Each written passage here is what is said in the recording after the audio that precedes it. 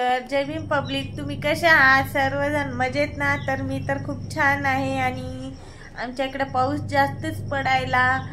तर हे महिन्यात झालं पावसातच आहे आणि नांदेड जिल्ह्यामध्ये खूपच पाऊस पाणी आहे. तर मला चला आज थोडासा व्हिडिओ ब्लॉग बनवा. तर आज आमच्या गावचा बाजार होता आणि आज काय बाजारला जायचं नाही, तर घरीच राहायचं होतं. मग माझ्या भावानी बाजार आणून दिलेला आहे, तर आता ती निवडायचा आणि लावायचा आहे फ्रीजमध्ये. तर तुम्ही सगळेजण मजेत ना? तर छानच असाल. मी आता जाते आणि बाजार निवडते. बघा, हे बघा बाजार खाली काय केलंय ते. आज पावसाचं होतं ना, तर बाजार असा खुला करून टाकलाय, मोकळा मोकळा, कारण ओला ओला होता. तर आता काहीतरी, हे बघा मिरची आहे ह्याच्यामध्ये, ही मिरची. आणि हे बघा, हे आज आणलंय स्पेशल डांगर. आणि हे माझ्या भावानी थोडस मोठं आणलंय. काय हरकत नाही, 2 वेळेस भाजी होती आता याची.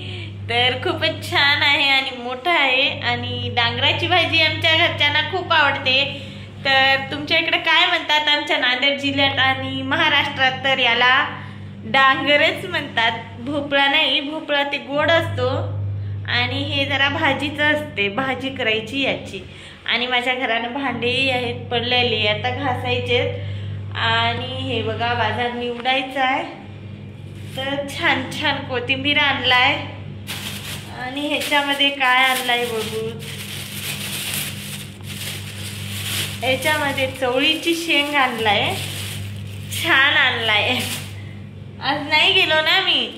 तर हे बघा मेथीची भाजी, केवढ्या मोठ्या जुड्या आणलाय.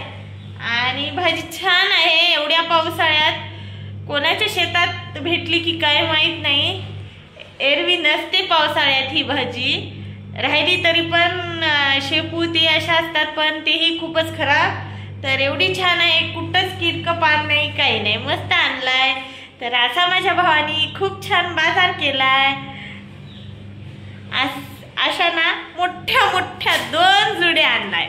आता मला याला निसायलाच उद्या दिवसभर लागतील काय की. आणि गोबी मात्र थोडी छोटी छोटी आणला, 2 आणलाय.